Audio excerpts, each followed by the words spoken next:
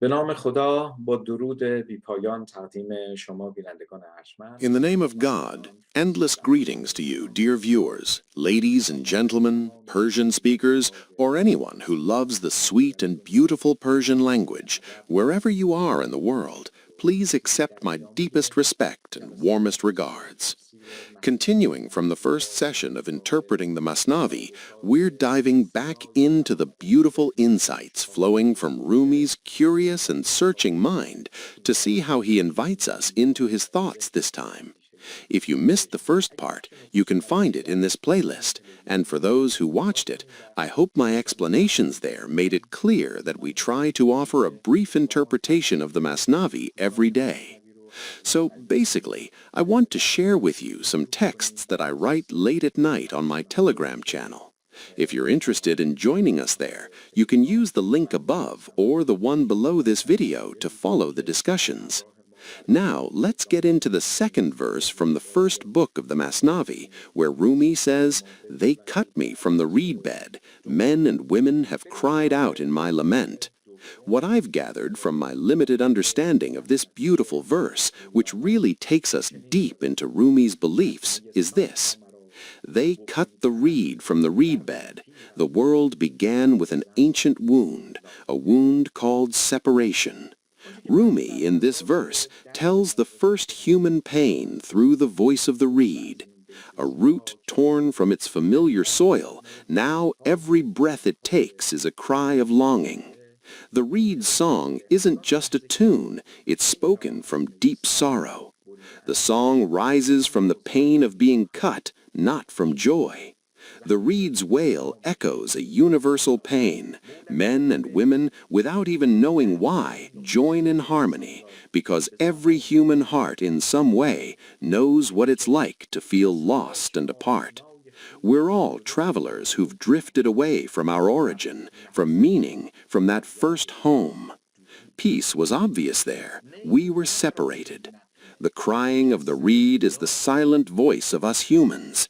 It's the expression of a longing searching for a way back. Rumi teaches us that this wailing is a sign of being alive. If the reed still moans, it remembers the connection. It still hopes to be heard. We shouldn't silence the sound of pain because every cry holds a hidden map to reunion. When a wail turns into awareness, it's no longer just a cut piece of wood. It becomes a bridge between separation and return, between humans and their forgotten origin. The truth is, dear friends, that everyone has felt the pain of separation, the heart-wrenching ache of being apart. I say heart-wrenching because it truly hits the core of a person's inner soul. We all carry a kind of inner sadness.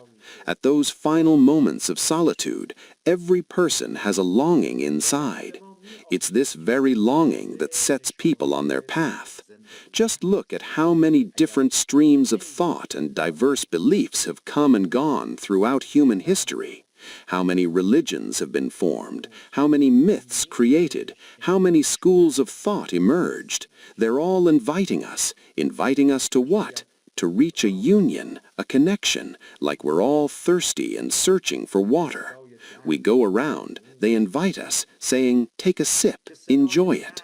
It's my school, my perspective, my faith, my sect that gives this to you. Often they put crooked paths and arrogance in our way, so we're just chasing illusions. We run and run, we reach, but it doesn't make us feel any better. The pain of separation is a huge pain. People's pain starts when they begin to understand. Those who don't understand pain don't really have pain. The real pain isn't physical, it's the pain of wounds, wounds of the soul. A wounded soul that starts deep inside, trapped in a cage, wanting to fly, but its wings are clipped, they don't let it soar. A person wants to soar high, but their body gets trapped in this cage. I've talked to you before about the self and the body. Humans have two layers. One is the body layer, which is the physical existence, height, weight, color, you can measure it. Whether they're skinny or fat, their race is clear. Their face, style, and appearance, how they look, whether beautiful or ugly, that's the body layer. Then there's a hidden part where the true meaning of being human lies. That's the self, the I that's connected to experience, to existential awareness, to a meaningful experience, to a connection beyond this world, something that can't be measured or proven by earthly equations. It's not about doing or understanding. That's what makes us human. A lot of times we ignore the fact that what's hurting us, what's making us feel bad, isn't helping us at all. Our neglect is to that deeper part of ourselves, and the problem people face today is focusing all their attention on just the body. They're only inviting us to care about the body. Eat this, don't eat that. Do this, don't do that. Buy this, wear that. Come here to feel better. This hotel is such and such. This car is this way. This is modern. This is stylish. Buy, buy, buy. We're obsessed with getting things, like happiness only happens when I have. I have the best house, the most beautiful car, and people look up to me for those things. People chase these kinds of dreams, but that inner pain never lets them go. That inner pain is because I paid attention to every invitation except the one from within myself.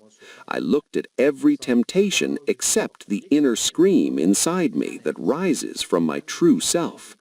That's exactly what Rumi talks about here as the pain of separation.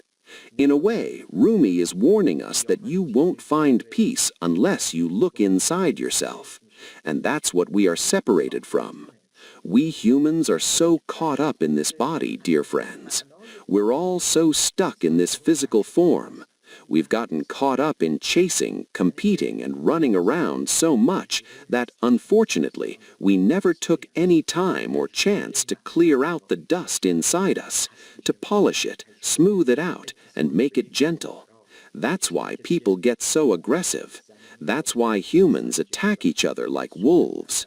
That's why when you go to the marketplace and see some parts of people's lives, in the morning when shopkeepers get up to start their work and earn a living, they're just focused on figuring out how to take from each other's pockets and make more money.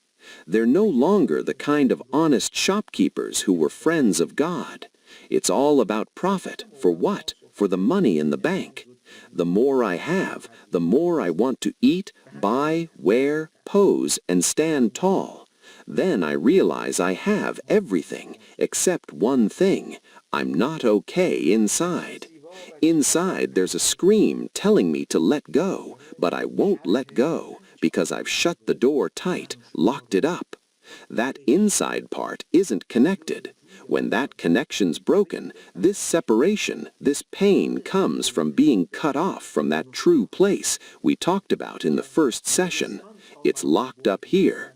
That's why we struggle, either with past sadness or fears about the future, and end up feeling like depressed machines. What Rumi talks about isn't just about today or yesterday. It's something we think about every day, which is why it always feels so alive. It's like he's speaking about right now, about you and me, and how beautifully and deeply he describes human suffering. He lays it out for us in just 2 lines of poetry, inviting us to understand it ourselves and find our own way to healing.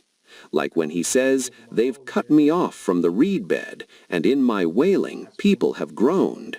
The pain he's talking about is that very separation, the same as the rotten apple that fell from the tree, the one we talked about yesterday.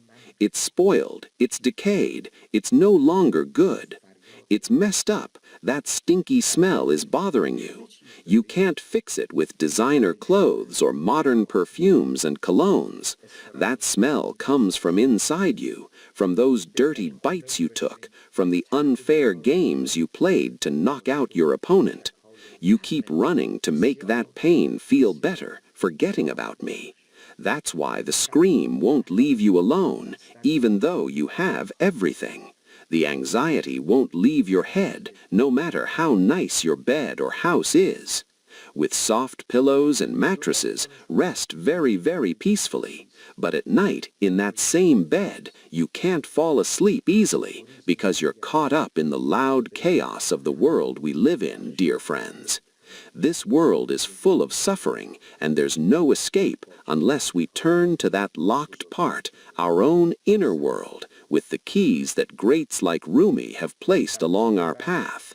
In future moments, we'll dive back into stories with Rumi's beautiful verses to see how the goal and example of this journey can guide us to a peaceful paradise that makes us feel good.